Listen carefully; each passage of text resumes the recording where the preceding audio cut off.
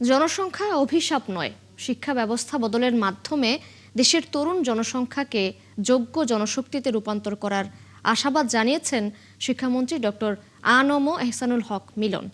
শনিবার Rajshahi medical college মিলনায়তনে শিক্ষা বোর্ড, মাদ্রাসা শিক্ষা বোর্ড ও কারিগরি শিক্ষা বোর্ডের কেন্দ্র সচিবদের সাথে মতবিনিময় শেষে তিনি এসব কথা বলেন।